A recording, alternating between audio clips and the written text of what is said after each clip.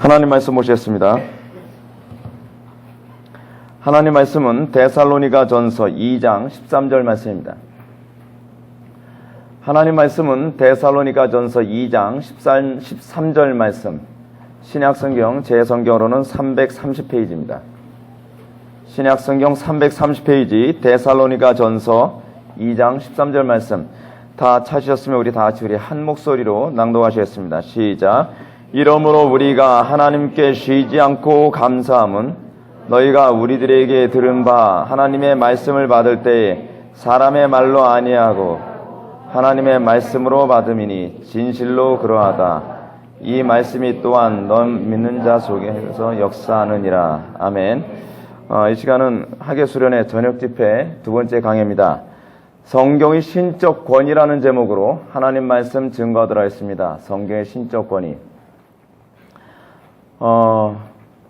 여러분, 우리가 신앙생활하면서 오늘날 기독교의 위기의 시대라고 얘기합니다. 전 세계의 기독교가 점점 경건의 모양만 있지 경건의 능력을 상실하고 있고, 세속주의와 그리고 이슬람과 그리고 음란과 그리고 이념, 수많은 것들에 의해서 아무런 저항도 제대로 해보지 못하고 기독교가 계속 무너져 내리고 있습니다. 오늘날 기독교가 이렇게 심각한 무기력한 상태에 빠져 있고, 또 이 시대의 기독교가 세상의 이념이나 세상의 여러 가지 그 공격들 앞에서, 세속화 앞에서 아무런 힘도 발휘하지 못하고 무너져 내리는 데 가장 중요한 원인은 성경의 권위가 땅에 실추된 데 있습니다. 제가 이 성경 공부를 제가 오전에 가르치면서 여러분들한테 말씀드렸던 것처럼 18세기 이후에 성경의 권위가 완전히 추락되고 말았습니다. 18세기 이전에는 성경이 하나님의 말씀이라는 것에 대해서 아무도 의심하지 않았다 그랬죠. 근데 18세기 말엽부터 이성주의가 점점 발달하면서 이성주의자들은 성경을 사람의 말로 봐야 된다라고 하는 입장을 사람들에게 고수하고, 많은 사람들이 거기에 동조하며 이것이 신학계에 들어와서 19세기에 고등 비평이 들어와서 이 시대의 기독교가 성경의 하나님의 말씀이라는 것을 부정하는 태도가 교회에 만연하게 되었습니다. 그 태도가 가장 심각했던 것이 바로 독일이었습니다. 독일이 성경이 하나님의 말씀이다. 그러니까 바꿔서 얘기하면 성경 말씀이 굳이 목숨 걸 정도로 그렇게 우리가 수호해야만 하는 그런 명령이라고 생각하지 않는다라고 하는 입장이 독일 신학계를 다 휩쓸고 독일 교회를 다 휩쓸게 되자 독일 교회는 몰락하기 시작합니다. 독일 교회의 몰락은 이슬람이 기독교의 예배당을 모스크로 다 만드는 식으로 이슬람은 기독교는 완전히 내려앉게 됩니다. 오늘날 유럽의 기독교는 이제는 유명무실입니다. 이름만 있지 사실은 아무것도 아닌 허수아비와 같은, 이빨 빠진 그런 호랑이와 같은, 종이 호랑이와 같은 모습으로 간신히 그냥 종교로서만 그냥 살아남아있는 정도, 그것이 오늘날 유럽의 교회의 실태입니다. 자, 그럼에도 불구하고 이상하게도 교회들은 아무런 교훈을 얻지 못하고 있습니다. 성경이 정확무한 하나님의 말씀이라고 하는 그 권위의 실추가 오늘날 이 시대에 심각하게 교회를 완전히 내려앉게 만들었다는 것을 전혀 눈치를 채지 못합니다. 자, 우리는 방금 말씀을 듣기 전에 손양훈 목사님의 아들 김동인이 순교하기 전에 그가 불렀던 찬양, 하늘 가는 밝은 길이라고 하는 찬양을 우리는 불렀습니다. 그 찬양을 부르고 손양훈 목사님의 두 아들은 그 공산주의자들에 의해서 총에 맞아 죽고 말았습니다. 자, 근데 그 다음이 중요한 문제입니다. 손양훈 목사님이 어떻게 반응했죠? 손양훈 목사님이 자기 딸을 불러다가 말합니다. 내 두 아들을 죽인 그 아이를 양자로 삼으려 하니 그 사형 집행장에 가서 그 사람을 풀러달라고 해라. 그러니까 그 손동희, 지금 권사님이신데 그 손동희 권사님이 자기 아버지한테 이해가 안 된다 그러죠. 아버지 제정신입니까? 여러분, 손양훈 목사님이 소급편에서 그런 분이 아니셨습니다.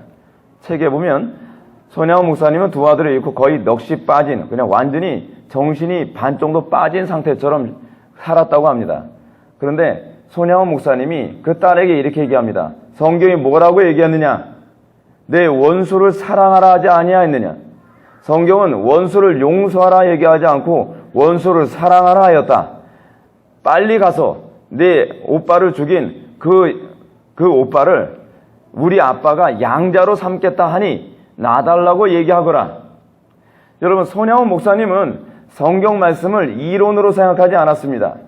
손양원 목사님은 성경에 나온 그 말씀을 하나님께서 지금 이 자리에 자기 앞에서 자기에게 직접 내려는 명령으로, 신적 권위로 그 말씀을 받았습니다. 그래서 그는 자기를 부인했습니다. 아니, 하나님의 어미하신 권위 앞에 그는 굴복하고 하나님 앞에서 자기를 부인하며 하나님의 명령을 따랐습니다. 그러자 어떤 일이 벌어졌습니까? 손양원 목사님의 두 아들을 죽인 그 아들이 회심하고 변화됐습니다. 목사가 됐다 그럽니다. 그리고 그 손동희 권사님이 자기 두 오빠를 죽인 그 오빠를 풀어달라고 얘기하니까 처음에는 그 살인자를 바라보는 군인들이 뭐라 하냐면 네 아빠가 정신이 나갔구나 라고 처음에 그렇게 얘기하더랍니다. 근데 손동희 권사님이 그랬다 그러죠. 우리 아빠가요, 성경 말씀에 원수를 사랑하라 했지 원수를 용서하라 하지 않았다고 하셨어요. 그래서 저 사람을 양자로 삼겠다는 거예요 라고 얘기하니까 그 사람이 담배를 피다가 입에서 담배가 뚝 떨어집니다. 자기도 모르게 입이 쫙 벌어진 거죠. 그래서 그 사람의 입에서 나온 말이 이것이었습니다. 위대하다. 그렇습니다. 기독교가요, 성경이 정확무한 하나님의 말씀이라는 것을 인정할 때에 세상 사람들은, 하나님을 모르는 사람들도 기독교인들을 바라보면서 위대하다고 고백을 했습니다. 어떻게 보면 무식하게 예수를 믿는 것입니다. 어떻게 보면 세련되지 못하게 예수를 믿는 것입니다. 어떻게 보면 정말 저 사람은 신학도 모르는 어리석은 사람, 아니 성경이 그렇게 얘기했다고 해서 그렇게 행동을 하나? 라고 생각하는 사람으로 평가받을 수 있을지도 모르겠습니다. 그러나 분명한 사실은 기독교인들, 소위 자유주의, 성경이 하나님의 말씀이라고 믿지 않는 그들은 그렇게 폄하할지 모르나 정작 하나님을 모르는 불신자들은 그 모습을 보며 위대하다라고 얘기할 수 있었다는 사실입니다. 오늘날 기독교가 다시 전성기로 돌아가는 유일한 방법이 무엇일까요? 어떤 프로그램의 문제겠습니까? 그렇지 않으면 더 많은 사람을 전도해서 어떤 종교 무브먼트를 만드는 것일까요? 더 많은 사람들 채워야 될까요? 그렇지 않으면 밥을 퍼주는 것일까요? 그렇지 않으면 우리가 어떤 사회적 공로를 행하는 것일까요? 성경은 그렇게 얘기하고 있지 않습니다. 성경이 정확무한 하나님의 말씀이라는 것부터 인정하는 것을 시작하라고 우리들에게 명령하고 있습니다. 성경의 권위가 회복됐을 때 교회는 일어났습니다. 성경의 권위가 회복됐을 때 한 시대는 놀라운 변화를 맞이하게 되었습니다. 성경의 권위가 회복되었을 때 하나님께서는 그 시대에 그 기독교는 세상이 감당할 수 없는 기독교가 되게 만드셨습니다. 그 사건이, 그 내용이 오늘 본문 이 데살로니가 전서에서도 동일하게 나타나고 있습니다. 오늘 본문에 보면 오늘 본문 말씀이 이렇게 기록하고 있습니다. 이러므로 우리가 하나님께 쉬지 않고 감사함은 너희가 우리에게 들은 바 하나님의 말씀을 받을 때에 사람의 말로 아니하고 하나님의 말씀으로 받음이니 진실로 그러하다. 이 말씀이 또한 너희 믿는 자 속에서 역사하느니라 라고 얘기합니다. 그들은 데살로니가 교회 상황이 과연 어땠을까요? 여러분, 데살로니가는요, 극심한 박해 가운데서도 그들은 믿음을 잃지 않았던, 그래서 이 구라파 지역에 마케도니아 지역이라고 했죠. 마게도니아 지역에 수많은 교회들에게 본이 되었다라고 사도 바울이 칭찬했던 교회였습니다. 자, 데살로니가 지역이 어떤 특징을 가지고 있었을까요? 데살로니가 지역은 친로마적인 도시였습니다. 그렇기 때문에 데살로니가는 다른 어떤 도시보다 황제 숭배나 로마 제국 숭배가 유독 심했습니다. 그러나 무엇보다도 데살로니가 교회가 정말 힘든 싸움을 벌여야 됐던 것은 그 당시 그들이 주로 숭배했던 종교가 디오니소스나 카비루스라고 하는 이런 종교를 섬겼기 때문에 그렇습니다. 디오니소스나 카비루스 종교는 어떤 종교냐면 음란한 종교입니다. 그들은 성행위를 통하여서 그들은 삶의 기쁨과 행복과 풍요를 얻는다고 하는 그런 종교를 그들은 믿었던 것입니다. 근데 복음이 들어가기 어려웠던 것은 이것만이 아니었습니다. 더군다나 이 도시는 떠돌이 스토아 철학자들과 냉소주의 철학자들이 성공과 구원과 영생 그리고 올바른 삶에 대한 지혜와 지식을 가르치는 곳이기도 했습니다. 자, 쉽게 얘기해서 이런 거예요. 우리식으로 따지면. 음란하게 따지면 극치고, 그래서 한편으로는 지적으로는 어떤 상태냐면 소위 인문학이 데살로니가 지역을 다 점령한 상태예요. 여러분, 복음 전하기 쉬운 조건인가요? 그 당시에 교회가 정말 성장하기 좋은 조건인가요? 우리가 소위 교회 성장학적인 관점에서 본다면 이 도시는 포기하는 게 좋아. 이 도시는 복음이 생존에 참 힘든 여건이야. 저렇게 음란하고 저렇게 쾌락을 좋아하고 저렇게 행복밖에 모르고, 더군다나 어떻다고요? 인문학이 소위 그리스 철학이 데살로니가 지역을 다 휩쓸은 상태예요. 근데 그것으로 끝났을까요? 그렇지가 않아요. 거기는 더군다나 기독교에 대한 반감을 가지고 있는 유대인들이 많이 상주하고 있는 곳이었습니다. 그래서 바울이 데살로니가 지역에서 데살로니가 사람들에게 3개월 동안 복음을 전한 후에 그 기독교에 대한 반감을 가지고 있는 유대인들에 의해서 쫓겨날 수밖에 없는 최악의 상황이었어요. 여러분, 그 최악의 상황에서 어떤 일이 벌어졌다고요? 정말 복음이 확산되기도 힘든 그곳에 사도 바울은 어떻게 복음 전파를 했다고요? 그들은 복음이 정확무한 하나님의 말씀임을 전했어요. 그리고 데살로니가 사람들은 복음을 사도 바울의 입에서 나오는 그 말씀을 어떻게 받았다고요? 너희가 우리에게 들은 바 하나님의 말씀을 받을 때에 사람의 말로 아니하고 하나님의 말씀으로 받으니 진실로 그러하다라고 얘기합니다. 데살로니가 지역은요, 그 사람들, 그 바울에 의해서 기독교로 개종한 수많은 사람들이 소위 유대인들 중에서 기독교를 받게 하는 이 극심한 유대인들에 의해서 엄청난 고통을 당했습니다. 극심한 고통을 당했어요.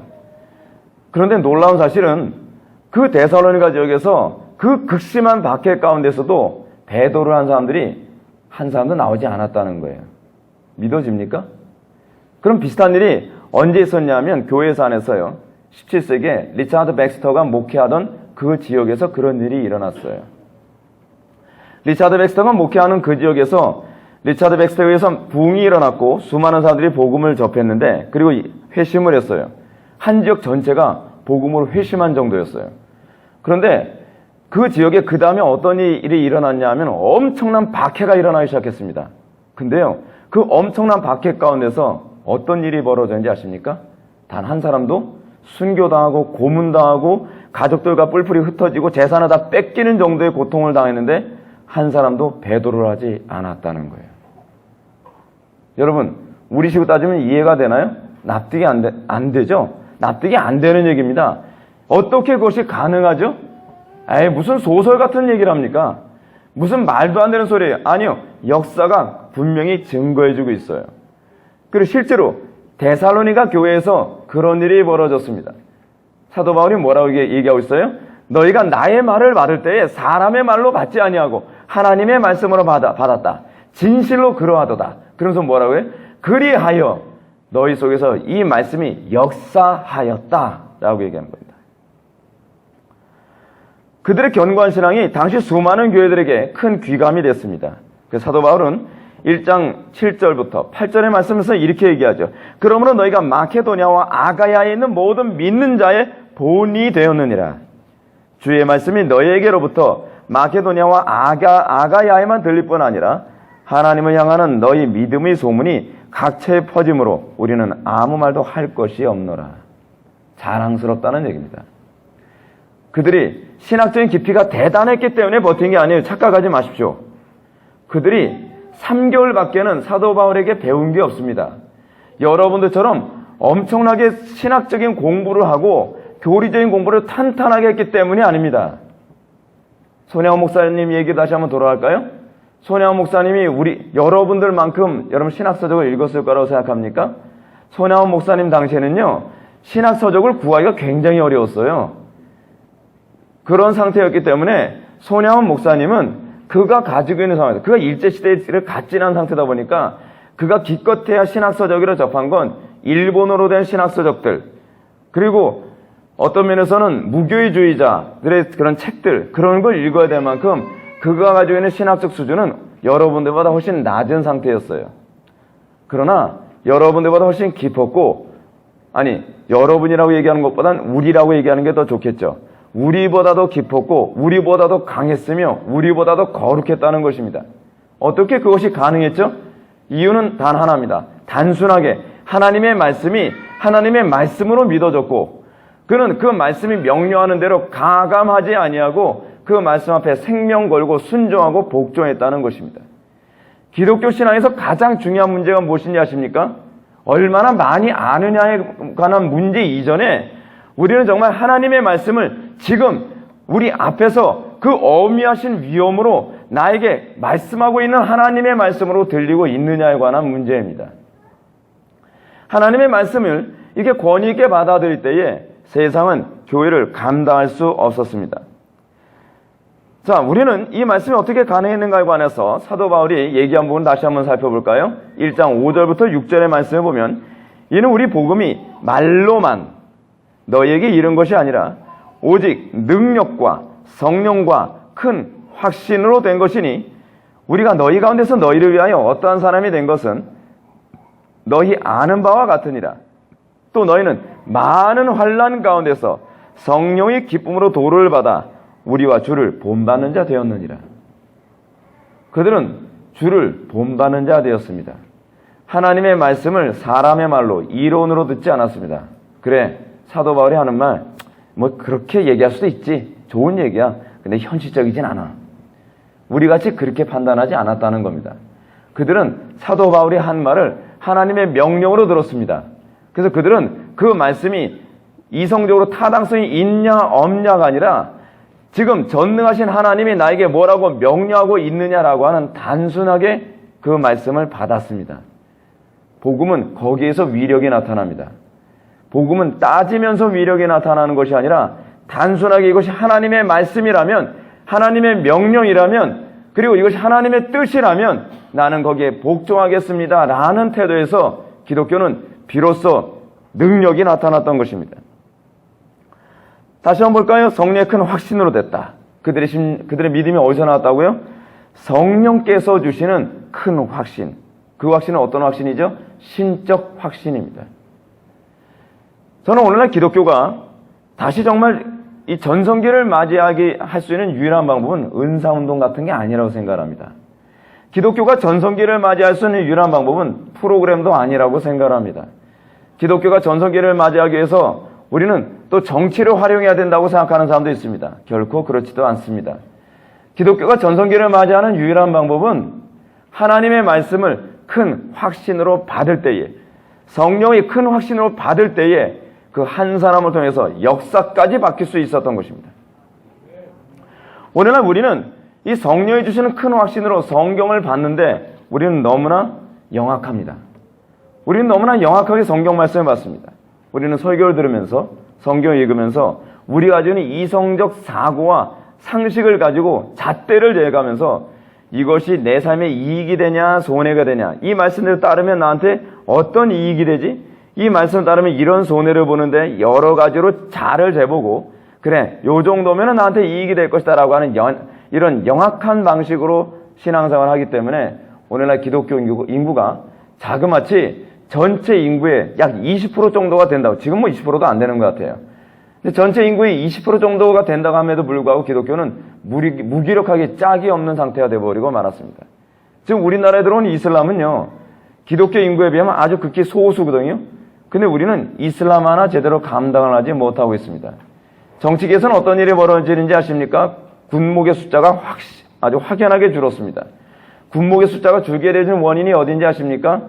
정치계에 불교 신자 한 명이 법을 올려서 새로운 그러니까 군종법을 바꿔서요. 그래서 군목과 그리고 적의 숫자를 많이 줄이고 그리고 군승의 숫자를 더 늘리도록 법안을 올린 것을 아무도 막지 않았기 때문이라는 겁니다. 이게 얼마나 무기력합니까? 얼마나 한심합니까? 오늘날 기독교는 도대체 무엇입니까? 숫자가 많다고 우리는 환호하며 샴페인을 터뜨렸습니다. 그래, 오늘날 기독교는, 한국 기독교는 세계에게 자랑할 만하다. 봐라, 우리 이 대한민국에는 세계에서 가장 큰 예배당이 있다. 우리는 수만 명, 아니 수십만 명의 교인을 확보하고 있다. 한 교회에서요. 그래서 우리는 얼마나 많은 자랑을 했는지 모릅니다. 그리고 우리는 이렇게 많은 재력을 가지고 전 세계의 많은 나라에 선교를 하고 있다라고 얘기합니다. 그런데 정작 우리는 뭐죠? 오늘 이 시대 기독교가 무슨 힘이 있죠? 도덕성 회복에 무슨 일조를 했습니까? 그렇지 않으면 정치계에 어떤 힘을 쓸 수 있었습니까? 사회계에 어떤 영향을 끼쳤습니까? 아무것도 한 것이 없습니다. 여러분, 잘 생각해 보십시오. 데살로니가 교회는 정말로 우리가 상식적으로 생각했을 때, 우리 인간의 방식으로 생각했을 땐 교회 성장은 고사하고 복음이 들어갈 수도 없을 것 같은 그런 상태에서 복음이 확산되었습니다. 그리고 가장 불가능해 보이고 가장 열악해 보이는 그 상황에서 마케도니아 지역을 비롯하여 아가야 전 지역에 귀감이 되었다라고 사도 바울이 그들에게 얘기하고 있습니다. 상식을 뛰어넘는 얘기입니다. 상식을 뛰어넘는 역사가 일어난 것입니다. 오늘날 저는요, 설교자로서 한국교회 교인들을 보면서 가장 답답하고 한심한 것은 하나님의 말씀이 선포되어지는 그 자리에서 눈이 초롱초롱하게 두려움을 가지고 그리고 신적 권위를 가지고 하나님의 말씀을 듣는 사람들이 너무 적다는 것을 보면서는 안타까움을 금치 못합니다. 그럼 저는요, 여러분들에게 이런 질문을 던지고 싶습니다. 그러면 오늘날 왜 이 시대 교회가 하나님의 말씀을 신적 권위로 받아들인 것이 아닌 그런 현상이 나타나는 이유가 무엇인가? 오늘날 왜 우리는 예수를 믿는다고 하면서 우리에게 하나님의 말씀 왜 신적 권위로 나타나지 않는가? 그 원인은 무엇인가? 그거에 관해서 제가 여러분들에게 몇 가지로 말씀을 드리겠습니다. 첫 번째는 오늘날 우리는요, 하나님의 말씀을 신적 권위로 받아들였다고 생각을 하지만 사실은 논리적 타당성에 수긍한 것을 착각하고 있는 것입니다. 성경의 가르침은 분명히 논리적입니다. 로이드 존스 목사님이 말씀하신 것처럼 설교는 Logic on fire, 불붙은 논리임에 틀림이 없습니다. 예수님이나 사도들도 분명히 성경을 가르칠 때 논리적으로 가르쳤습니다. 코넬리우스 반틀의 주장처럼 기독교 복음은 절대적인 비합리론이 아니라 절대적인 합리론입니다. 그러나 기독교가 합리적이라고 해서 합리성에 의해 복음을 받아들인 것이 믿음은 아닙니다. 아시겠습니까? 합리성에 의해서 복음을 받아들인 것은 또 다른 합리성에 의해서 얼마든지 무너질 수 있다는 것을 우리들에게 전제하는 얘기입니다. 로이 존스 목사님이 언급하셨던 것처럼 C.M. 조드라고 하는 박사가 있습니다. C.M. 조드 박사는 원래 인간의 전적 타락을 믿지 않았던 사람입니다. 근데 그가 살던 시대에 1차 세계대전과 2차 세계대전이 벌어졌습니다. 그리고 수많은 사람들을 학살하고 잔악한 그 광경을 이 조드 박사는 봤습니다.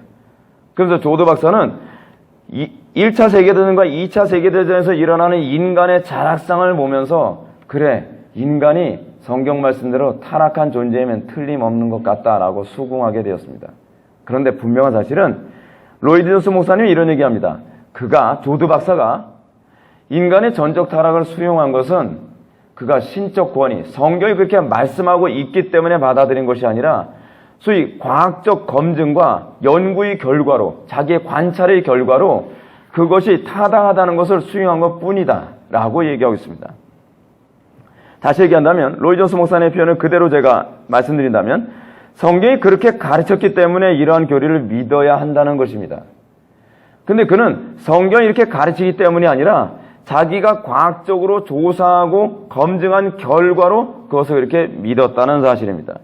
이런 사람은 성경 이외의 다른 합리성이 그에게 또 다른 설득을 하게 되었을 때에 그는 인간의 전적 타락을 다시 부인하게 되겠지요. 오늘날 우리가 소위 성경의 권위에 의해서 우리에게 어떤 힘이 나타나지 않는 이유는 우리의 믿음이 논리적 타당성에 기반을 두고 있기 때문에 그럴 수도 있다는 것입니다. 두 번째로 우리가 성경의 권위에 굴복된 것이 아닌 두 번째 경우를 제가 말씀드리겠습니다. 그것은 교훈이 자신이 주관적 타당성과 일치하기 때문에 수긍하는 것입니다. 바꿔서 쉽게 얘기한다면 평소에 내가 생각하던 것과 성경의 가르침이 일치하는 거예요. 아, 그래, 바로 그거야. 내 생각과 일치해. 스스로 성경의 권위에 압도된 것이라고 착각하는 사람 중에 상당수가 내 생각과 일치하기 때문에 아멘을 했다는 거예요. 근데 이런 사람들은 성경이 그렇게 얘기하고 있음에도 불구하고 내 생각과 일치하지 않으면 아멘을 하지 못합니다. 생각이 일치하는 것과 본성이 복종하는 것은 별개의 문제입니다. 많은 사람들이 내가 신앙이 있다고 생각하고 내가 성경의 권위에 난 굴복되어 있어 라고 착각하는 수많은 이유는 자기가 평소에 생각하던 것 또는 자기가 살던 문화권 안에서 성경이 그 생각과 일치한 어떤 내용을 전달해 주기 때문에 아멘이 된다는 거예요. 그러나 여러분들이 성경이 정확무한 하나님의 말씀이라고 하는 그 권위로 여러분들이 받아들였다고 한다면 내 생각과 맞지 않는 그 영역에서도 여러분들은 아멘이 나와야만 합니다. 근데 우리는 그렇지 않다는 겁니다. 우리는 얼마나 많은 교인들이 설교를 들으면서 정말 순종하기에 전혀 부담이 없고 또는 어려운 순종이지만 자기가 현재 그렇게 살아가고 있는 문제에 관해서는 통쾌하게 아멘이라고 얘기합니다. 그러나 자기가 정말 복종하기 싫고 자기가 정말 순종하기 싫은 마치 손양원 목사님이 원수를 사랑하라 하는 그 말씀이 복종하기 어려운 아니 불가능한 일 아닙니까? 근데 그때 복종할 때 그것이 바로 진짜 믿음임을 입증해 주는 것입니다. 원수 같지도 않은 사람은 원수라 생각하면서 사랑하고 있다고 얘기하는 것이 아니란 말이에요. 세 번째로 성경의 권위에 의하여 말씀을 받은 것이 아닌 태도는 의무와 책임으로 말씀을 받는 것입니다. 이 부분에서 우리가 발견해야 되는 가장 심각한 문제는 권위의 대상이 하나님이 아니라 사람이나 단체라는 겁니다. 하나님과의 실제적인 관계가 성령에 의해서 압도된 경우가 아니라 교회라는 단체나 교회의 설교자라는 인간 리더에 의한 이 관계에 의해서 압도돼서 따라오는 경우가 있다는 거예요. 그러므로 이들은 교회 단체나 지도자의 권위가 영향을 미치는 영역에서는 열매가 나오지 않습니다. 설교자가 강압을 하고 설교자가 이렇게 살아야 된다라고 서포트를 하고 그리고 리드하고 그럴 때는 잘 따라오는 것 같습니다.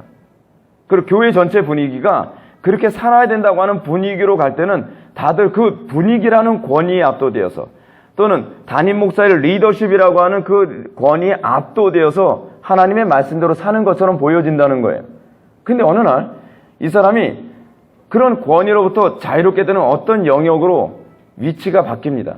다른 지역으로 이사를 간다든지 그렇지 않으면 그 권위의 영역 밖에 나가게 됐을 때 그는 그렇게 살질 않습니다. 그냥 그러면서 이 사람은 착각을 하는 거죠. 이 분위기에 휩쓸려서 자기가 그렇게 됐다는 것을 자기는 모르는 거예요. 그래서 그들은 이렇게 얘기합니다. 아, 그때는 됐는데 지금은 왜 안 될까? 왜 안 될까요? 문제가 무엇일까요? 여러분, 신앙생활은요, 나와 하나님과의 1대1의 관계입니다. 분위기에 휩쓸리는 신앙은 저는 별로 신뢰하지 않습니다. 신앙은 분위기에 움직이는 것이 아닙니다. 신앙은 하나님과 나와의 독대 앞에서 그 말씀 앞에 내가 굴복되느냐, 굴복되지 않느냐에 관한 문제입니다. 똑같아야 돼요. 일관성이 있어야 돼요. 분위기가 그런 분위기가 아닐지라도 똑같은 열매가 나와야만 합니다. 왕년엔 그랬는데 지금은 안 된다? 그것 또한 우리는 좀 고민해 볼 필요성이 있습니다. 또는 인간적인 의무와 책임을 부여했을 때는 적극적으로 말씀의 가르침을 따르지만 그 책임감이 부여되지 않으면 또 그렇게 살지는 않습니다. 직분을 주어주면 하는데 직분을 주어지지 않으면 안 합니다. 그건 무엇이죠? 신적인 권위. 하나님의 말씀이 신적인 권위로 와닿았기 때문에 순종하는 것이 아니라 소위 인위적인 권위와 분위기 그것에 의해서 그가 소위 성경 말씀대로 따르는 삶을 살았습니다. 근데 분명한 것은 그 사람은 성경의 권위를 인정해서 그 열매가 나온 것이 아니라는 것입니다. 그럼 이제 여러분은 오늘날 이 시대의 교회가 무엇 때문에 성경의 권위를 이렇게 받지 못하게 되는지 알고 싶을 것입니다. 우리는 이 문제에 우리의 관심을 기울여야만 합니다. 첫째는 강단 설교가 문제가 있습니다. 강단 설교가 이 문제의 아주 중요한 핵심을 차지합니다. 오늘날 성경의 권위가 땅바닥에 떨어지게 된 가장 근본적인 문제는 강단의 설교가 성경의 권위를 스스로 떨어뜨리고 있다는 거예요. 대부분의 성도들이 흔히 경험하고 있는 것처럼 오늘날 성경은 강단에서 더 이상 하나님의 음성도 또는 하나님의 그 권위로 결코 들려질 수 없습니다. 설교자의 의무가 무엇이냐 아십니까? 설교자의 의무는 성령의 조명을 통해서 성경을 정확하고 바르게 해석하는 데 있습니다. 이것이 설교자의 의무입니다. 강단 설교는 성경을 사용하여 설교자의 입장을 변화하는 수단이 아닙니다. 성경은 또한 성공과 부와 행복을 소유하는 교과서도 아닙니다. 그렇다고 점을 치는 책도 아닙니다. 근데 오늘날 우리는 성경을 그렇게 사용하고 있습니다. 너무나도 많은 설교자들은 성경을 자신이 목회적 욕심을 채우는 수단으로 사용합니다. 예를 든다면 헌금을 많이 하면 재물로 복을 받아요. 성경에 없는 얘기입니다. 몸으로 봉사 많이 하면 건강에 복을 받는다고 거짓말을 합니다. 어떤 사람은 이렇게 얘기합니다. 11조를 많이 내게 하기 위해서 11조를 해보십시오. 그럼 하나님께서 몇 배로 복을 주실 겁니다. 라고 얘기를 합니다. 재물의 욕심을 채우기 위해 11조를 하도록 자꾸 이걸 악용하는 것이죠. 그런데 문제는 무엇이냐면 문제는 여기 있습니다. 그것이 하나님의 말씀이라고 순종을 했는데 그 설교자가 얘기한 결과가 나오지 않는 거예요. 11조를 많이 했는데 오히려 상업이 더 어려워지고 11조를 많이 했는데 오히려 자기의 가게는 더 내려앉게 되었단 말이에요.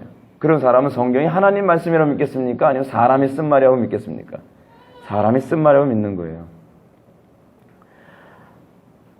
어떤 사람은 성경을 성공의 교과서로 사람들에게 가르칩니다. 자, 이렇게 하면 성공합니다. 그래서 성경 구절을 수도 없이 인용을 합니다. 근데 그 설교를 듣고서 성공을 하는 것이 아니라 오히려 실패를 합니다. 성경을 인용했지만 그 성경이 하나님의 뜻대로 설교되지 아니하고 인간의 욕심을 채워주고 인간의 만족을 위해서 또는 목회의 성공적 수단으로 성경이 사용되어지면서 사람들은 성경을 하나님의 신적 권위로 받아들일 수 없게 된 것입니다. 성경의 권위가 신적 권위로 올라서는 가장 중요한 방법은 신학교에 있지 않습니다. 물론 오늘날 신학교에서 성경의 신적 권위를 반박하는 학자들이 계속적으로 나타나고 있으며 이로 인해서 오늘날 성경의 신적 권위가 공격을 받고 있는 것 또한 사실입니다. 그러나 이런 신학교의 양태를 제공한 원인자는 강단이라는 걸 알고 계십니까? 오늘날 성경의 권위를 믿지 않으면서 성경이 하나님의 말씀이라고 믿을 수 없어 라고 논문을 써대게 된 이유는 그가 어렸을 때부터 다녔던 교회가 성경의 말씀을 신적 권위를 한 번도 전달하는 것을 경험해 본 적이 없기 때문에 동의를 하게 된 것입니다. 하나님의 말씀을 살았더니 하나님 말씀대로 되는 것이 아니라는 걸 알았어요. 하나님의 말씀은 다 거짓말같이 여겨지기 시작합니다. 강단에서 뭘 하죠? 강단에서 성경을 읽고 성경을 해석하지 않고 농담을 합니다. 음란 패설을 합니다. 그리고 세상적인 이야기로 가득 채웁니다. 그리고 그런 설교를 듣고 자란 교인들 중에서 목사가 나오고 신학자가 나옵니다. 그들이 이렇게 어렸을 때부터 성경을 저질스럽고 지루하며 천박한 것으로 여기면서 설교를 들으며 신학교에 들어갔다면 그들이 과연 성경을 하나님의 말씀이라고 믿을 수 있는 근거가 어디 있겠습니까? 결코 불가능합니다. 따라서 오늘날 성경의 신적 권위가 떨어지게 된 가장 중요한 원인은 바로 강단에 있습니다. 따라서 로이드 존스 목사님은 스펄전의 말을 인용하면서 사자가 공격을 당할 때 내가 사자를 지켜야 할 필요는 없다. 내가 해야 할 일은 문을 열고 사자를 우리 밖으로 내보내는 일이다 라고 말을 했어요. 근데 이것보다 더 중요한 말을 그 다음에 했습니다. 로이드 존스는 이렇게 이 부분을 설명합니다. 참으로 성경이 진리와 권위를 견고히 세우는 것은 성경을 해석하고 전파하는 것이라는 사실을 우리 스스로가 자주 상기해야 할 필요가 있다. 바꿔서 얘기한다면 스펄전의 말처럼 내가 사자를 지켜야 할 필요가 없고 사자를 우리에게선 나가게 하라 라고 하는 표현은 무슨 얘기냐면 성경을 성경되게 설교만 한다면 모든 사람이 성경은 하나님의 말씀이라고 그 권위를 인정하게 될 것이다 라고 얘기하는 겁니다. 신적 권위는 우리가 애를 써서 만들어지는 것이 아닙니다. 우리가 하나님을 추켜 세우고 우리가 성경을 변론하고 그래서 이 성경이 우리 때문에 신적 권위가 세워지는 것이 아닙니다. 문제는 성경이 하나님의 말씀이라고 변호하느라 애쓰기만 했지 정작 성경 말씀이 강단에서 하나님의 말씀처럼 들리도록 신적 권위와 신적 지혜로 선포되고 있지 않다는 것이 문제입니다. 여러분 강단 설교가 신적 권위로 선포되는 방법이 뭔지 아십니까? 몇 가지 노하우를 알려드리죠. 첫 번째는 성령에 붙들려 설교할 때에 회중들이 저 설교야말로 하나님의 말씀이다라고 받아들이게 됩니다. 아무리 이성적으로 교리적으로 박학다식하게 설교를 했다고 해서 사람들이 그것을 신적 권위로 받지 않습니다. 성령께서 그 말씀을 쓰실 때에 비로소 그 말씀이 사람의 권위가 아니라 신적 권위로 들려지기 시작한다는 사실입니다. 또 하나는 성경 말씀이 정확하게 해석되어질 때에 그것이 신적 권위로 느껴지게 되죠. 그렇게 되면 성경을 정확하게 해석하면 어떤 현상이 나타나는지 아십니까? 강단의 설교가 인간의 지혜를 능가한다는 것을 알게 됩니다. 근데 오늘날 많은 젊은이들에게서 나타나는 반응은 무엇이냐면 강단의 설교는 인간의 지혜만도 못하다라는 손가락질을 받습니다. 저렇게 유치한 설교를 듣기 위해서 내가 매주마다 와야만 하느냐라는 딜레마에 빠집니다. 동네 지나가는 아저씨들도 다 알고 있는 이런 흔해 빠진 얘기를 내가 왜 여기 와서 또 들어야 되느냐라고 하는 이 절망감이 성경은 믿을 가치조차도 없는 쓰레기 같은 책이라고 여기게 만드는 중요한 원인으로 작용하는 것입니다. 어느 시대든지 강단에서 하나님의 말씀이 바르게 증거될 때 사람들은 그 신적인 지혜에 감탄하지 않을 수 없었습니다. 이야, 그래, 저 가르침은 사람의 지혜에서 나올 수 있는 가르침이 아니로다. 저것은 하나님만이 우리에게 주실 수 있는 가르침이다. 사람들은 거기에 감탄합니다. 그럴 때 성경에 권위가 섰습니다. 수많은 불신자들이 그런 설교를 혐오하고 반박하지만 그럼에도 불구하고 많은 불신자들은 그 말씀이 하나님의 말씀이 아니라고 부정할 수는 없는 것이지요. 실제로 성경에 나오는 삼위일체론, 예정론, 섭리론, 하나님의 오묘한 사랑을 설교하게 되었을 때에 사람들은 본성적으로 그 말씀을 거부할 수는 있을지 모르나 그 교리의 내용이 신적이라는 것은 부정할 수 없다는 사실입니다. 오늘날 강단의 설교가 하나님의 말씀을 있는 그대로 설교하지 아니함으로 말미암아 사람들은 더 이상 강단 설교는 들을 가치도 없으며 아무런 권위도 없는 것이고 그리고 그냥 길거리에서 아무 책이나 봐도 그 정도의 교훈을 얻을 수 있을 것이라는 그런 사고로 설교를 듣게 됐다는 것이 문제라는 겁니다. 이와 함께 우리는 오늘날 성경이 신적 권위를 상실하게 된 두 번째 원인이 무엇인지 생각해 봐야만 합니다. 이 두 번째 원인은 무엇일까요? 그것은 그리스도인의 삶과 말이 성경의 신적 권위를 떨어뜨리고 있다는 것이 원인이 되고 있습니다. 사도 바울은 고린도 교회를 향해서 이렇게 얘기합니다. 너희는 우리로 말미암아 나타난 그리스도의 편지니 이는 먹으로 쓴 것이 아니요 오직 살아계신 하나님의 영으로 쓴 것이며 또 돌판에 쓴 것이 아니요 오직 육의 마음의 판에 쓴 것이라. 여러분, 우리가 하나님의 말씀의 권위를 우리 스스로부터가 부정을 한다면 과연 안 믿는 사람이 성경을 신적 권위로 받아들일 수 있을까요? 오늘날 많은 사람들이 새신자들이 교회에 찾아와서 가장 첫 번째로 발견하는 것이 무엇인지 아십니까? 흥미롭게도 새신자들이 교회에 와서 둘러보는 것은 설교를 듣는 것이 아니라 설교를 듣는 사람들의 모습을 본다는 것입니다. 그래서 그들은 둘러보면서 그럽니다. 저들도 믿지 않고 있구나. 저들도 성경을 우습게 여기고 있구나. 근데 내가 왜 성경을 하나님의 말씀으로 받아야 되지? 라고 얘기한다는 거 알고 계십니까? 근데 이 얘기가 어디서 나오는 얘기인지 아세요? C.S. 루이스의 스크루테이 편지에 나오는 부분이기도 해요. 오늘날 우리부터가 하나님의 말씀을 지루한 것으로 여기고 오늘날 우리부터가 강단의 말씀을 아무런 권위 없이 가치 없이 여기고 있는 상황에서 과연 새로 들어온 사람이 그 설교를 통해서 나타나는 하나님의 말씀을 신적 권위로 과연 받아들일 수 있게 할 수 있겠는가에 관한 문제가 오늘날 교회 안에 가장 심각한 문제로 대두되고 있습니다. 뿐만 아니라 방금 제가 여러분한테 말씀드렸던 그 말씀에 의하면 바울의 표현에 의하면 성도는 보이는 성경이라고 말할 수 있습니다. 이는 마치 사도 요한이 예수님을 향하여 말씀이 육신이 되어 우리 가운데 거하심에라고 기록했던 것을 떠올리게 합니다. 이러한 표현과 어울려서 예수님께서 교회를 세상의 빛이라고 한 부분도 그대로 그렇습니다. 우리가 하나님의 말씀대로 순종함으로 말미암아 물론 완전할 수는 없죠. 퍼펙트하진 않습니다. 그러나 우리가 하나님의 말씀, 하나님을 세상의 그 누구보다 두려워 여기고 그래서 우리가 하나님의 말씀대로 복종하기 때문에 세상의 권세 앞에서도 두려워 떨지 않고 세상의 권위를 어겨가면서 하나님의 말씀에 복종할 때 그들은 성경이 하나님의 말씀인가 보구나라고 생각하게 됩니다. 교회에서 안에서 핍박을 받으면서도 네로 같은 사람에게 죽임을 당하면서도 기독교인들이 그들에게 굴복하지 않았을 때 여러분, 네로의 표정이 어떻다고 하는지 아십니까? 공포에 질렸다고 얘기합니다. 자기는 죽이는 위치에 있는데 사자에 의해서 몸이 갈기갈기 찢겨 들어가는 그 사람들이 배도를 하는 것이 아니라 네로의 명령에 굴복하는 것이 아니라 하나님의 명령이기 때문에 나는 죽음을 선택하겠습니다 라고 고백하는 그 무리들을 보면서 도대체 기독교가 뭐길래, 기독교는 어떻게 사람을 저렇게 담대하게 만들 수 있는가에 그들은 두려워 떨었다는 겁니다. 성도들의 삶이 성경의 권위를 높이기도 하고 떨어뜨리기도 합니다. 우리는 오늘날 이런 모습을 많이 보게 됩니다. 군대에 갔습니다. 술을 마셔라. 근데 저는 기독교인입니다. 그렇기 때문에 술을 마실 수 없습니다. 그 부분이 얼마나 중요한 고백인지 아십니까? 그것은 우리가 당신의 권위보다 하나님의 권위를 더 높이고 있습니다 라는 표현입니다. 권위의 싸움입니다. 권위의 싸움.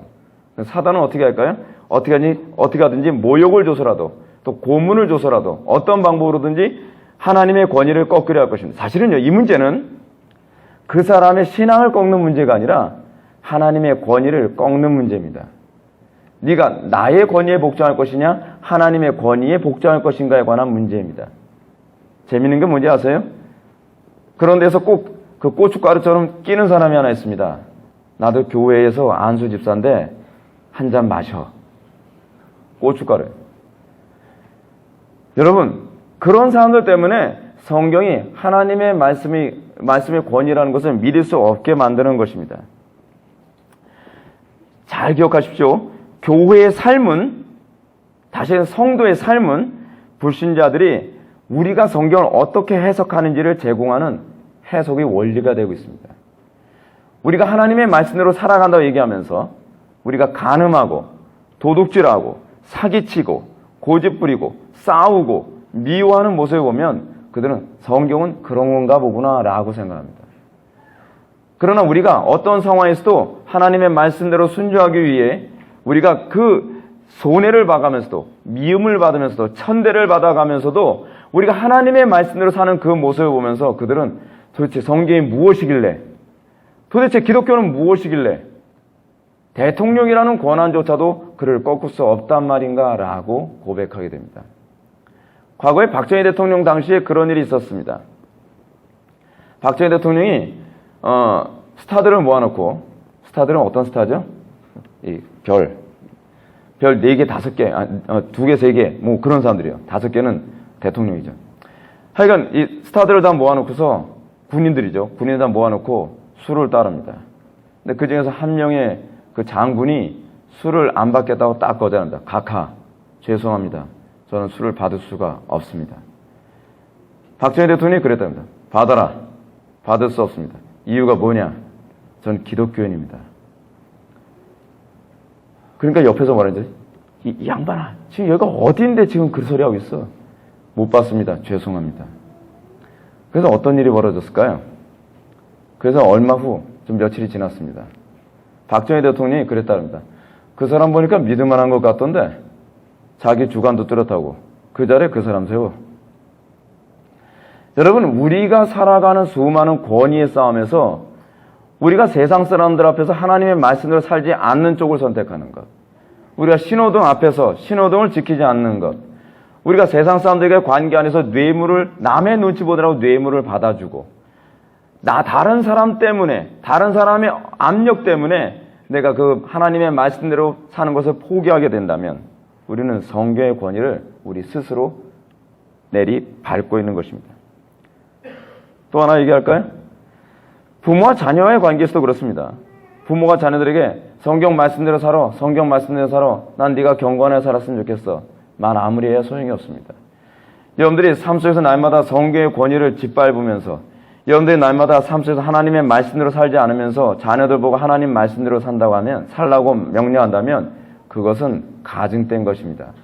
아이들은 절대로 하나님의 권위를 인정하지 않습니다.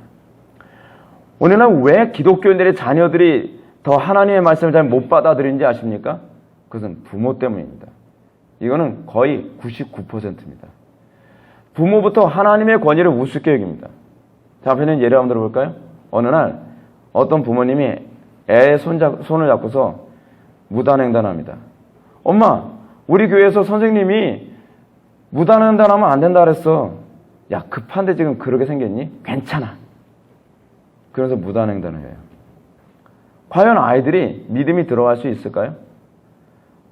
교회에서 목사님이 주일 성수를 생명처럼 하라. 야, 네가 고3이야. 융통성 있게 생각을 해야지.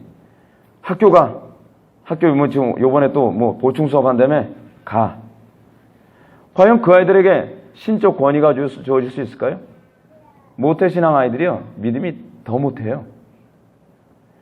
왜 그런지 아세요? 하나님의 권위를 무시하는데 몸에 익어버린 거예요. 처음 온 불신자들 왜 믿음이 더 잘 들어간지 아십니까? 그들은 적어도요, 하나님의 권위를 짓밟는 데 익숙지가 않거든요. 그들은 와서는 눈치를 봅니다. 근데 모태에서 모태신앙인지, 그 모태신앙들이 어렸을 때서부터 계속 하나님의 권위를 짓밟는 걸 그냥 몸에 배서 컸어요. 하다못해 담임 목사님이 지적을 합니다. 왜 신앙생활 그따위로 하냐?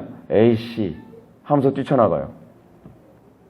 이게 오늘날 교회 안에 나타나고 있는 아이들의 모습입니다. 누가 이렇게 만들었죠? 무엇이 문제죠? 어디서부터 잘못된 거죠? 우리는 성경의 권위를 무시하는 것을 어렸을 때부터 가르쳐 왔습니다. 교회가 부흥되길 바랍니까? 교회가 잘 되길 바랍니까? 그 중에서 목사가 나올 겁니다. 그 중에서 신학자가 나올 겁니다. 그 중에서 정치가가 나올 테고, 그 중에서 교육자가 나올 것입니다. 뭐가 될까요? 나라가 어떻게 될까요? 한국교회가 어떻게 될까요? 성경의 권위가 무너진 첫 번째 원인이 목사라고 한다면, 두 번째 권위는 바로 여러분입니다. 여러분들이 성경의 권위를 날마다 묵살하며 살았습니다. 새 신자들과 기존 신자와의 관계 문제에 있어서도 여러분들이 하나님의 말씀대로 사는 본을 보이지 않는다고 한다면 새로운 신자들은 하나님의 말씀의 권위를 짓밟는 것을 아무렇지도 않게 생각할 것입니다. 그래서 예수님은 말씀하십니다. 바리새인 보고에 너희는 산과 들과 바다로 돌아다니다가 한 영혼을 얻으면 배나 더 지옥 자식을 만드는도다. 바리새인들은 어떤 사람이었죠?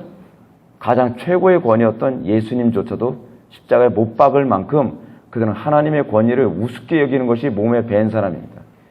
율법을 지키니까 자기들은 하나님의 권위를 존중하는 사람이라고 생각했습니다. 근데 그들은 정작 하늘의 신적 권위를 육신으로 입고 오신 예수님을 십자가에 못 박기를 주저하지 않았던 것입니다. 그것이 오늘날 교회의 모습입니다.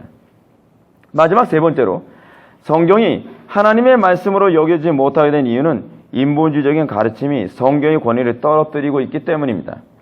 오늘날 교회 안에 들어온 사악한 가르침은 은연중에 성경 전체를 하나님의 말씀으로 받지 못하게 하는 데 있습니다.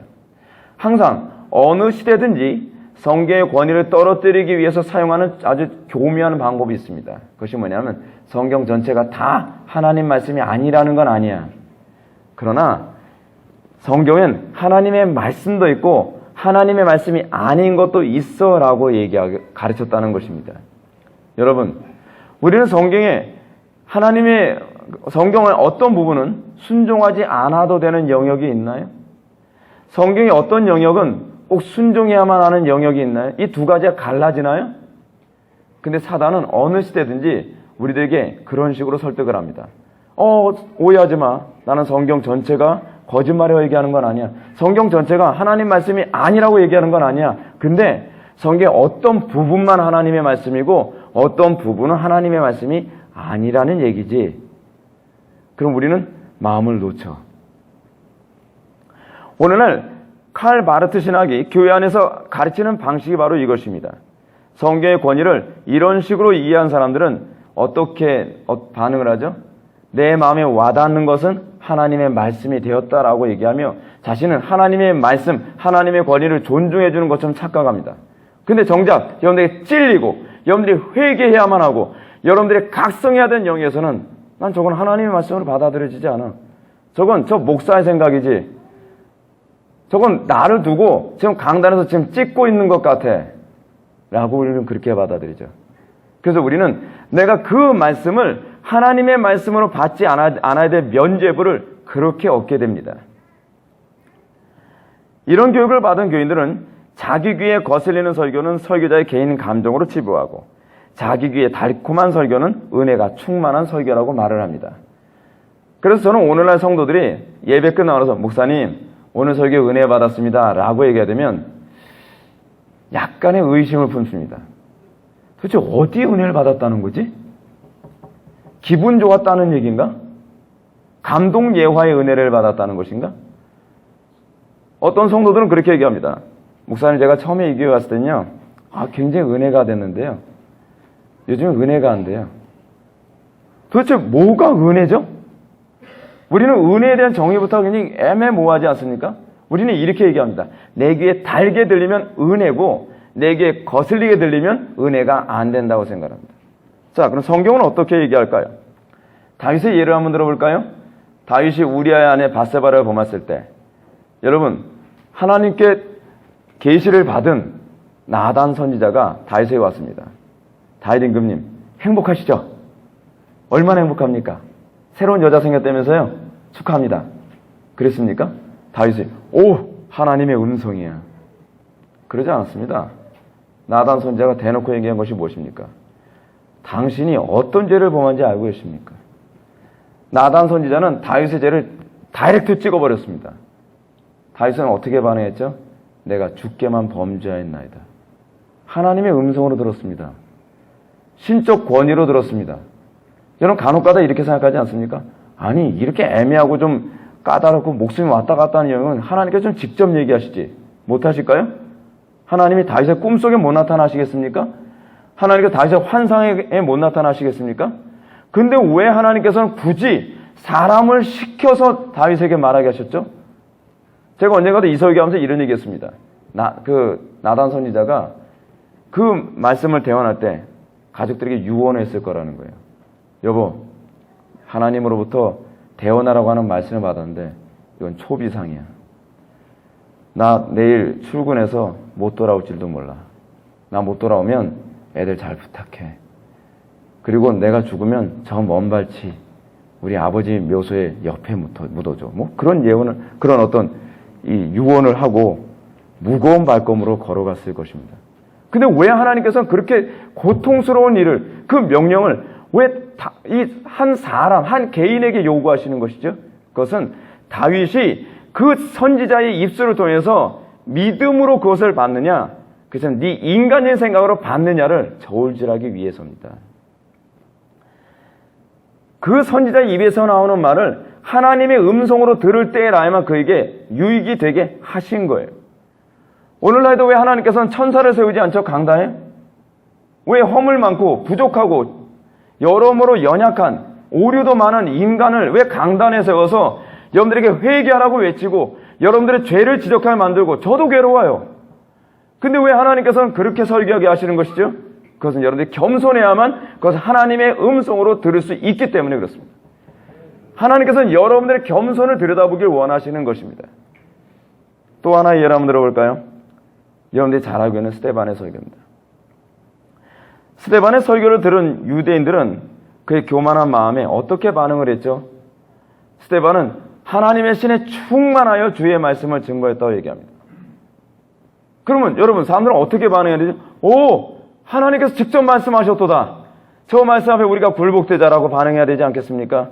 근데 그들은 그렇게 하나님의 말씀이 스데반의 입술을 통해서 정확하고 능력 있게, 얼마나 그 말씀이 탁월하면 어느 정도예요? 사도행전에서 설교 한 편이 거의 다 기록된 건 스데반 설교밖에 없어요. 근데 사람들은 어떻게 반응했죠? 한 명의 회심자도 얻지 못했어요. 그 자리에서요. 사람들은 다 귀를 막고 저놈을 돌로 때려 죽여라! 하나님의 말씀이 아니었던 건가요? 하나님의 말씀임에도 불구하고 그들이 하나님의 말씀으로, 하나님의 권위로 그것을 받기를 거절했기 때문에 그렇습니다. 그런데 성경을 읽다가 또는 설교를 듣다가 저것은 하나님의 음성이고 저건 하나님의 음성이 아니야 라고 거르는 근거는 어디 있는 것이죠? 내 감정인가요? 그처럼 내가 가지고 있는 고정관념인가요? 평소에 내가 생각했던 것과 일치해야만 아멘이고 일치하지 않으면 노멘인가요? 아니죠.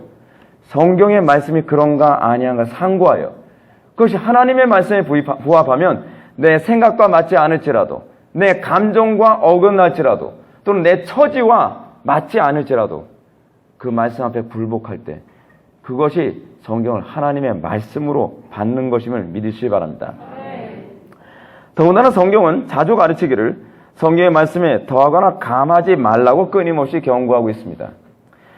요한계시록은 만일 누구든지 이것들 외에 더하면 하나님이 이 두루마리에 기록된 재앙들을 그에게 더할 것이요, 만일 누구든지 이 두루마리의 예언의 말씀에서 제하여 버리면 하나님이 이 두루마리에 기록된 생명나무와 및 거룩한 성의 참여함을 제하여 버리리라 라고 얘기했습니다. 믿음은 무엇인지 아십니까? 어떤 부분은 하나님의 말씀으로 받는 것이 믿음이 아닙니다. 믿음은 더하지도 않고 감하지도 않으며 성경 전체를 하나님의 권위로 받아들이는 것. 내 처지에 맞든 안 맞든, 내 감정에 맞든 안 맞든 그것을 받아들이는 것. 잘 생각해 보십시오. 어떤 사람이 이렇게 얘기합니다. 목사님, 저 항상 하나님 말씀 순종하는데요, 오늘은 기분이 안 좋아서 어쩔 수 없어요. 왜 이런 얘기가 나오죠? 여러분, 하나님이 어미하신 위험 앞에서 기분이 통하나요? 한번 여러분 머릿속에 한번 한 가지 상상해 볼까요? 어느 날 느부갓네살 왕이 어떤 신하에게 명령을 합니다. 과거에 고대 군주는요, 어떤 관계였냐면 거의 김정일과 그 밑에 있는 사람과의 관계하고 거의 똑같은 관계입니다. 그게 봉건 군주 시대의 특징이에요. 마음에 안 들면 죽여요. 왜냐하면 왕이 곧 법이거든요. 근데 그 왕 앞에 임금님, 죄송한데요, 제가 오늘 기분이 별로 안 좋아요. 이 소리가 나옵니까? 가능할까요? 여러분 생각을 해보세요. 임금님, 저 사실 제 집안 사정을 잘 몰라서 그러신가 본데요. 안 돼요. 이 소리가 가능한가요? 느헤미야서에서 여러분, 느헤미야가 임금 앞에서 어떤 태도를 견지했죠? 표정 하나라도 안색이 안 좋아서 목이 댕가당 잘려나갈까봐 표정 관리를 하느라고 애를 써요. 느헤미야에게 너 안색이 안 좋다? 임금이 그러니까 어떻게 해요? 호득 갑자기 놀라죠. 하나님이 절대 권위자라고 하는 것을 여러분들이 인정한다면 부인해야 돼요. 왜 성경은 자기 부인이라는 얘기가 자꾸 하는지 아십니까? 자기 부인이 권위를 인정하는 태도로 나타나는 것이기 때문에 그래요. 여러분들이 권위를 인정한다면 부인할 수밖에 없다는 거예요. 왕과 신하의 관계 안에서 신하가 기분 안 좋다고 임금님 앞에서 문 닫고서 그냥 나가버립니까? 신하가 오늘 뭔가 컨디션이 안 좋다고 임금님 뭐라도 귓잔도 안 듣고 딴짓을 할까요? 신하는 왕이 명령하는 모든 것에 관해서 자기를 부인합니다. 집안 사정이 어떻든, 자기의 감정이 오늘 어떻든, 오늘 자기의 컨디션이 어떻든 그건 중요한 문제가 아닙니다. 임금이 나에게 뭐라고 말했느냐, 그것만 중요할 뿐입니다. 그 표현이 그런 고대의 신앙적 그런 어떤 임금과 신하와의 관계, 또는 봉주와 봉신과의 관계, 그 관계를 자기 부인, 십자가라는 관계로 다시 표현되어져요. 우리가 정말 하나님의 신적 권위를 우리가 인정한다면 우리는 내 감정 여부와 관계없이 주의 명령임은 제가 복종하겠나이다. 에스더에게서도 나온 얘기 아닙니까? 또는 누굽니까? 마리아에게서도 나오는 거 아닙니까? 주의 계집종이 오니 주의 말씀대로 되리이다. 여러분, 마리아는 잘못하면 돌에 맞아 죽을지도 모르는 거예요. 근데 주의 명령이 오니 주의 계집종이 복종하겠나이다. 이게 바로 절대 권위에 대한 반응입니다. 상황과 여건 가지고서 따지질 않습니다. 오늘날 한국 교인들은 너무나 풍요롭고 너무나 넉넉하게 살아가고 너무나 신적 권위를 짓밟는 것을 아무렇지도 않게 살아가는 시대에 살다 보니까 뭘 갖다 붙이는 것을 아무렇지도 않게 생각을 합니다. 아까 손혜원 목사님을 기억하십시오. 하나님의 명령이 이것이기 때문에 나는 따라야만 한다. 그때 기독교는 위대해 보이기 시작합니다. 이제 결론으로 성경을 어떻게 하나님의 권위로 받아들일 수 있는지 이제 그 얘기를 한번 해봅시다. 저는 3가지로 여러분한테 말씀드리고자 합니다. 첫째는 철저한 자기 절망과 불확신에서 출발해야만 합니다. 우리가 왜 성경이 정확무한 하나님의 말씀, 절대적인 권위로 받아들이지 않죠? 그것은 성경에서만 확신을 추구하고 있지 않기 때문에 그렇습니다. 자기 절망, 철저한 자기 절망에서 출발하지 아니하고 자기 확신에서 출발하는 것이 문제입니다. 하나님의 말씀보다 내 생각이 더 옳은 것 같은 거예요. 따라서 우리가 하나님의 말씀이 하나님의 음성 또는 하나님의 권위로 받아들여지기 위해서 우리에게 필요한 것은 다른 것이 아니라 겸손입니다. 하나님이 교만한 자를 물리치시고 겸손한 자에게 은혜를 주신다 하였습니다. 오늘날 우리가 왜 하나님의 말씀이 신적 권위, 절대적인 권위로 받아들이지 않는가? 그것은 교만하기 때문입니다. 그래서 성경이 우리들에게 가장 많이 경계하는 것은 교만입니다. 그리고 C.S. 루이스가 얘기했던 것처럼 제가 C.S. 루이스를 몇 번 인용했다가 C.S. 루이스를 제가 긍정한다고 생각하지 마십시오. 어떤 분이 저한테 그래요. 목사님, 아니 C.S. 루이스를 인용하십니까? 왜 그러시죠? 그랬더니 C.S. 루이스를 굉장히 좋아하시나 봐요. 아니 그냥 타당한 얘기를 했기 때문이에요. 제가 말하기 편한 표현을 사용했기 때문에 그 사람은 문학가이기 때문에 얼마나 적절한 표현을 잘 사용하는지 몰라요. 그래서 사용하는 거예요. 근데 C.S. 루이스가 뭐라고 얘기했는지 아세요? 교만이야말로 가장 마귀를 닮았다.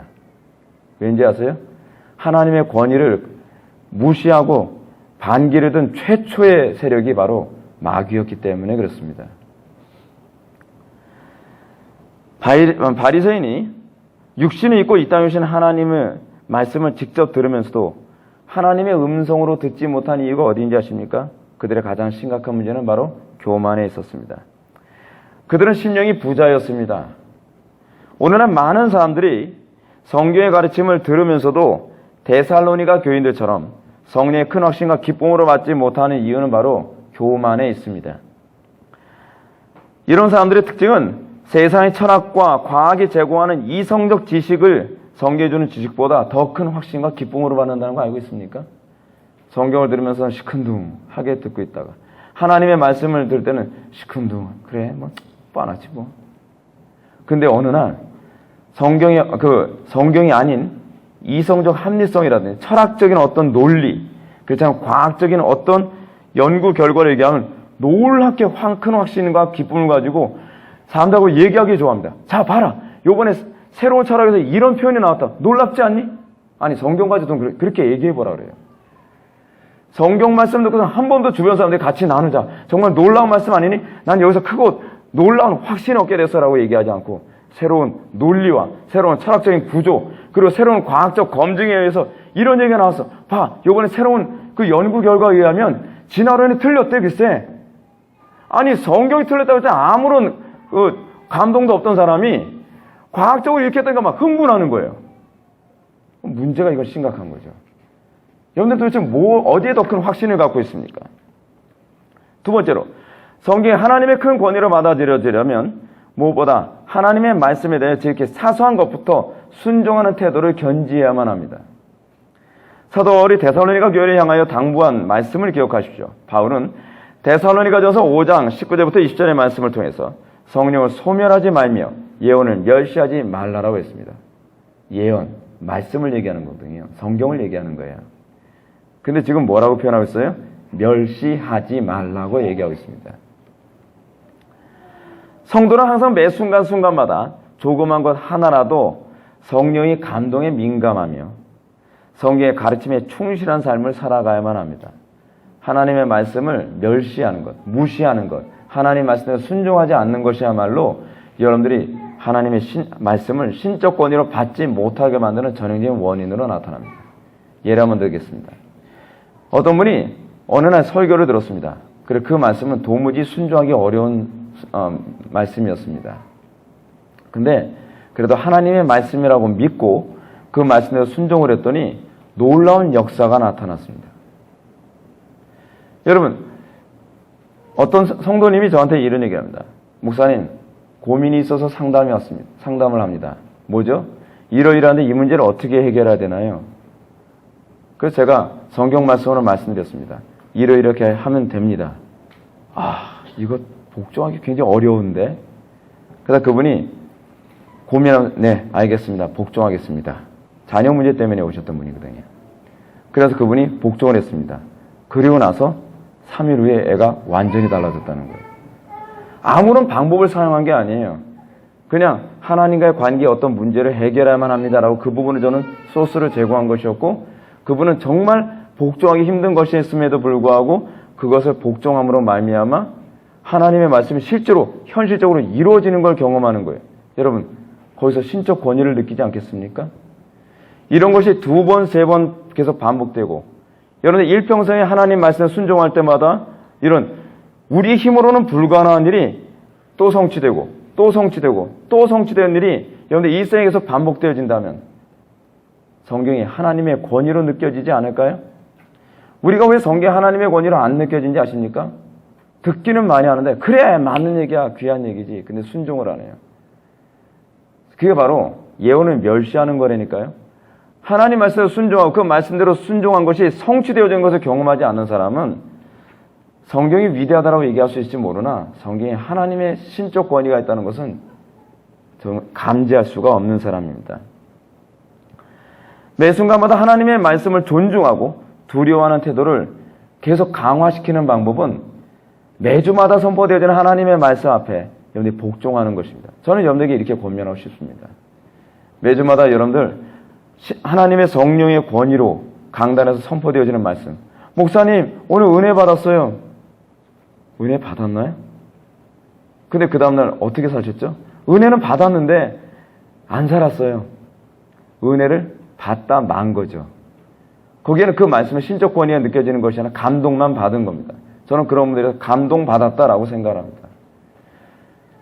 여러분들이 하나님의 말씀을 감동받은 것으로 끝나지 않고 정말 은혜 받은 것이라고 간증하려면 여러분 그 말씀대로 순종하여 여러분 사람 목사님 그날 설교 말씀대로 이번 주를 살았습니다.